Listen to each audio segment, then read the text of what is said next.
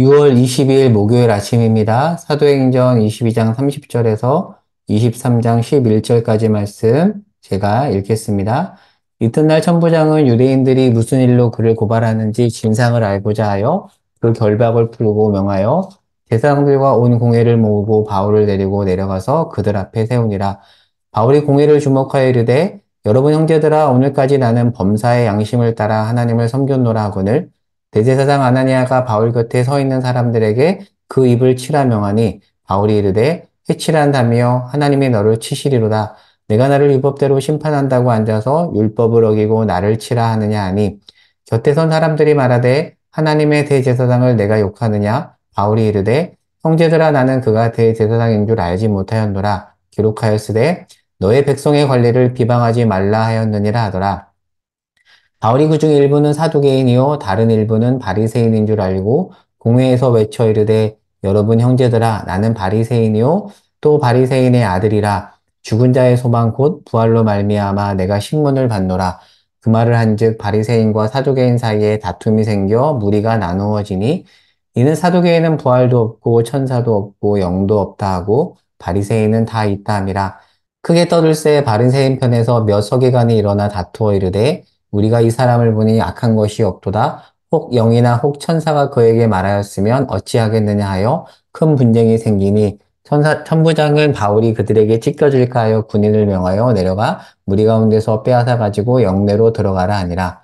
그날 밤에 주께서 바울 곁에 서서 이르시되 담대하라. 내가 예루살렘에서 나의 일을 증언한 것 같이 로마에서도 증언하여야 하리라 하시니라. 아멘. 잠깐 좀 어제 내용을 좀 복습을 해보도록 할게요. 자, 유대인들은 바울을 죽이기 위해서 선동을 했습니다. 여러분 선동 당해 보셨나요? 이렇게 선동 당하면 내가 그렇게 하고 싶지 않아도 분위기에 끌려갑니다. 자, 그렇게 그 선동 속에서 사람들이 바울을 죽이려고 하죠.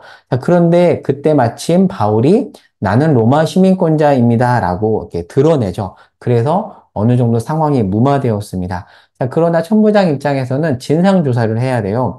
왜냐하면 식민지 그 나라 밑에서 일어난 문제에 대해서 잘 해결하고 보고해야 될 책임이 있거든요. 자, 그래서 본부장은 이제 진상 조사를 해야 되는데 만만치 않은 문제다 보니까 유대인의 법정인 사내들인 공회의 도움을 받기로 합니다. 여기서 사내들인 공회가 무엇인지를 좀 간단하게 살펴보도록 할게요. 사내들인 공회는 유대 최고 의결 기관입니다. 물론 로마 정부 아래 있었지만 그래서 세속적 권한은 제한받았지만 종교적인 결정 권위에 대해서는 어느 정도 인정을 받았습니다. 로마 치하에서 유대교는 합법적 종교였어요. 왜냐하면 이런 말이 있습니다. 로마는 오래된 것에 대해서는 관용적이지만 새로운 것에 대해서는 배타적이다. 그래서 새로운 것이라 여겨진 기독교에 대해서는 배타적이었지만 유대교는 오래됐다고 해서 어느 정도 인정을 했어요. 물론 소요를 일으키면 제재를 받긴 했지만 정치적인 문제에 대해서는 제한을 받았지만 합법적인 종교였습니다. 좀 더 이 공회에 대해서 보면요. 이 공회는 오탄데 민수기 11장 16절에 나오는 모세가 임명한 70인 장로회의 그 기원을 둡니다. 대제사장이 의장이고요. 공회원에는 바리새인, 사두개인, 장로, 서기관 포함해서 의장을 포함해서 총 71명이 이제 공회 구성원입니다. 이들은 주로 정치 문제를 제외하고 율법, 종교 재판, 성전 치안 문제를 다루었습니다. 예수님이 끌려갔던 곳이 바로 이 공회잖아요. 그러니까 정치적인 문제로는 잡혀갈 수 없어요. 그러나 이제 종교 문제로는 이제 잡혀갈 수 있는데 예수님을 왜 나중에 빌라도한테 보내죠? 정치 문제로 이제 끌고 가려고 했던 거죠. 그러니까 공회에서는 이 로마 정치 문제는 다룰 수는 없지만 이런 문제는 다룰 수 있습니다. 자, 근데 천부장은 왜 공회로 바울을 끌고 갔냐면, 아이고, 여기도 못합니다. 정치 문제가 아니라 유대인들의 종교 문제로 판단을 했고, 이렇게 여기로 끌고 가야지만이 지금 어느 정도 상황을 무마시킬 수 있다라고 이제 판단을 한 거예요. 자, 그래서 지금 바울이 공회에 가서 발언을 하는데 23장 1절 이후에 보면 자, 1절에서 바울이 나는 양심에 따라 하나님을 잘 섬겼다라고 이야기를 해요. 자, 그러자 대제사장 아나니아가 뭐라고 반응을 하냐면 그 입을 치라. 성경이 완곡하게 표현했지만 이런 거죠. 제가 설교 때 이런 말 하기 참 그렇지만 뭐 입 닥쳐 뭐 이런 식으로 지금 얘기를 하는 거죠. 자, 그러자 바울도 3절에서 세게 나갑니다. 3절에서 뭐라고 말하죠? 회칠한 담이요. 하나님이 널 칠 거야. 네가 어떻게 나한테 뭐 이런 식으로 지금 얘기를 한 겁니다. 자, 그러자 4절에서 곁에 선 사람이 뭐라고 말하냐면 하나님의 대제사장을 네가 감히 욕하냐? 라고 하자 자, 바울이 뭐라고 말하냐면 더 세게 나가지 않고 자, 5절을 볼게요. 바울이 이르되 형제들아 나는 그가 대제사장인 줄 알지 못하였노라 기록하였으되 너의 백성의 관리를 비방하지 말라 하였느니라 하더라. 그러니까 죄송합니다라고 얘기를 하는 거예요. 자, 그리고 이 말씀은 출애굽기 22장 28절을 인용한 겁니다. 그러니까 5절은 출애굽기 말씀을 인용한 건데 제가 출애굽기 22장 28절 읽어볼게요. 너는 재판장을 모독하지 말며 백성의 지도자를 저주하지 말지나. 그러니까 바울은 당신들이 소중히 여기는 그 구약율법에 이렇게 되어 있는데 아이고 제가 모르고 당신들의 그 존경하는 재판장을 모독했군요. 죄송합니다. 모르고 그랬습니다. 라고 얘기를 하는 겁니다. 그러니까 이 대제사장은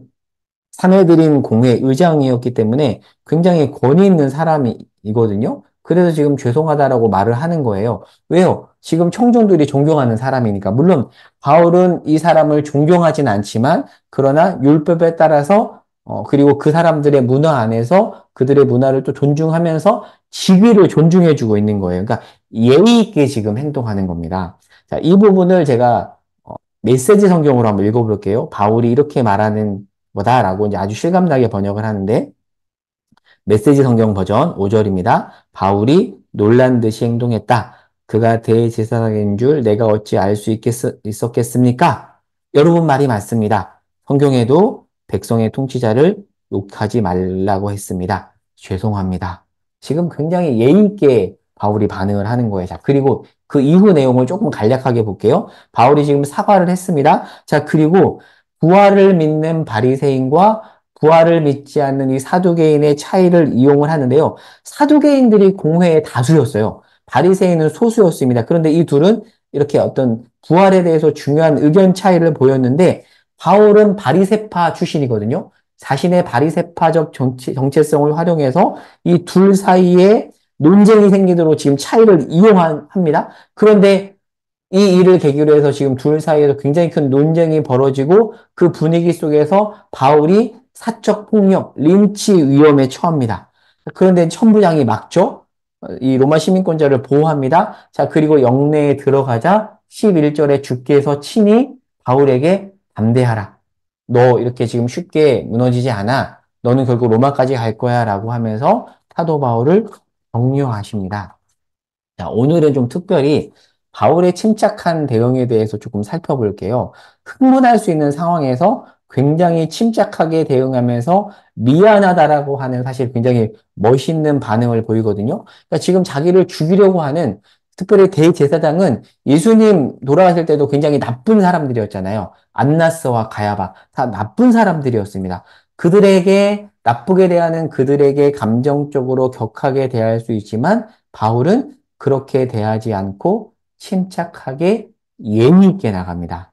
이 부분을 조금 주목해 보려고 하는데요. 자, 에베소서 4장 25절 말씀을 한번 찾아볼게요. 자, 바울이 자, 대제사장에게 예의 있게 굴었던 바울이 에베소 교회에게 이렇게 말을 합니다. 제가 25절에서 32절을 쭉쭉 넘어가면서 얘기해 볼게요. 자, 그런즉 거짓을 버리고 이웃과 더불어 참된 것을 말하라. 26절 분을 내어도 죄를 짓지 말며 해가 지도록 분을 품지 말고 마귀에게 틈을 주지 말라고 하고 29절에 무릇 더러운 말은 입 밖에도 내지 말라. 그리고 듣는 자들에게 은혜를 끼치게 하라고 하면서 31절에 악독과 노함과 분냄과 떠드는 것과 비방하는 것을 악의와 함께 버리고 32절에 친절하게 하며 불쌍히 여기며 서로 용서하라라고 말해주고 있습니다. 바울은 자기가 했던 말을 실제로 이렇게 급박한 상황에서 실천한 사람인 거예요. 예의 없게 대하는 사람에게 그대로 응수할 수 있지만 그렇게 하지 않는 것이 참된 것이라고 에베소서에서 말하고 있는데요. 제가 한 책 내용을 한번 소개해 볼게요. 리차드 마우, 플러신학교 총장 출신인 리차드 마우의 무례한 기독교라는 책에서 보면 이런 얘기를 해요. 기독교가 너무 무례하다라는 얘기를 하면서 지금 우리가 살아가는 사회는 다원주의 사회잖아요. 그리고 그 사회 속에서 우리는 배타적인 진리를 가지고 있는데 어떤 이제 도전을 하냐면 배타적 진리를 가진 기독교가 그 진리를 배타적이지 않게 무례하지 않게 전해야 된다라는 얘기를 해요. 말이 굉장히 조금 묘한데요. 배타적인 거하고 배타주의는 달라요. 그러니까 우리는 이 세상 속에서 배타적 진리를 가지고 배타적이지 않게 행동하면서 진리를 전해야 될 책임이 있다라는 거예요. 그러니까 배타적인 진리를 무례하지 않게 예의 있게 전해야 되는데 지금 바울이 그런 거죠.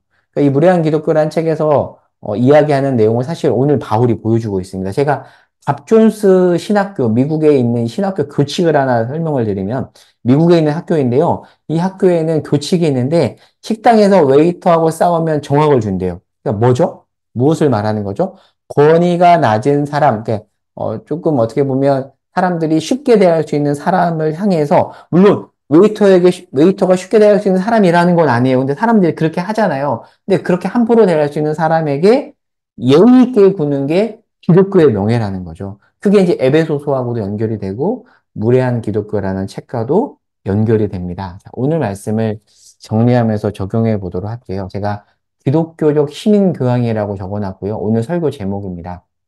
우리는요, 이 다원주의 사회에서 우리의 신념, 배타적인 진리를 지키면서 온유하게 세상에서 이 진리를 전해야 됩니다. 여러분 유튜브에 보면은 그 로안 윌리엄스, 영국 성공의 대주교 출신이죠. 그리고 이분이 쓴 책들이 많이 추천되잖아요. 이분이 리차드 도킨스하고 토론하는 장면이 있거든요. 그런데 공적인 예의를 굉장히 잘 지킵니다. 그러니까 자기 신념을 예의 있게 전하는 모습을 볼 수 있습니다. 그러니까 리차드 도킨스를 향해서 기독교가 굉장히 무례하게 싸울 수 있는데 안 싸워요. 굉장히 온유한 태도를 가지고 예의 있게 자신의 신념을 얘기하는 모습을 볼 수 있는데 우리가 주목해야 된다라고 생각을 해요. 제가 마지막으로 이 책을 또 하나 소개해 드릴게요. 뜻밖의 회심. 이 로자리아 버터필드라는 여자가 지금은 목사 사모로 살아가시는데 이분이 쓴 책인데요. 이분은 원래 레즈비언이었어요. 그런데 한 나이든 칼빈주의 목사를 만나는데요. 그분과의 만남을 통해서 서서히 회심을 하고 나중에는 자신의 정체성, 그 레즈비언이라는 정체성을 버리고 결혼을 하고 목사 사모로 살아가면서 지금 열심히 활동을 하고 있거든요. 미국의 시라큐스 대학 영문학 교수였는데 레즈비언이었어요. 근데 이 사람이 결국 그 칼빈주의 목사를 통해서 회심하면서 이런 말을 해요. 그 사람은 좋은 선생인데 사람들에게 수치심을 느끼지 않게 하면서 입장을 바꿀 수 있도록 해준다. 근데 보통 우리가 우리 입장을 고수하면서 상대방이 수치심을 느끼게 하잖아요. 근데 로자리아 버터필드 입장에서는 그 목사님이 좋은 선생인데 자기에게 수치심을 느끼지 않게 하면서 결국에는 입장을 바꿀 수 있도록 해줬다. 우리 기독교가 그렇게 해야 되지 않겠냐라는 도전을 하는 책인데요. 꼭 한번 시간 나면 읽어보시기를 추천드립니다. 여러분, 우리는 다원주의 사회 속에 살아가요. 기독교가 이 시대의 주 종교가 아니고요. 여러 신념을 가진 사람들과 함께 살아갑니다. 이 속에서 우리가 기독교 진리를 어떻게 전해야 되고 기독교인이란 정체성을 드러낼 수 있는가 오늘 말씀을 통해서 생각해 볼 수 있기를 바랍니다. 오늘은 오늘 말씀을 좀 묵상하면서 잠잠히 기도하면 좋겠습니다. 직장인이라면 오늘 나와 다른 신념을 가진 사람을 만날 수 있잖아요. 그 속에서 내가 어떻게 살아가야 될 것인가? 오늘 말씀을 통해서 생각하면서 또 오늘 하루를 주께 올려드리면서 이 아침에 기도하도록 하겠습니다. 제가 기도하고 마칠게요. 하나님, 다운주의 사회 속에서 우리가 살아갑니다. 우리가 가진 진리를 그들에게 예의 있게, 멋있게 전하는 자로 살아가기를 소망합니다. 우리와 함께 하여 주옵소서 예수님의 이름으로 기도합니다. 아멘.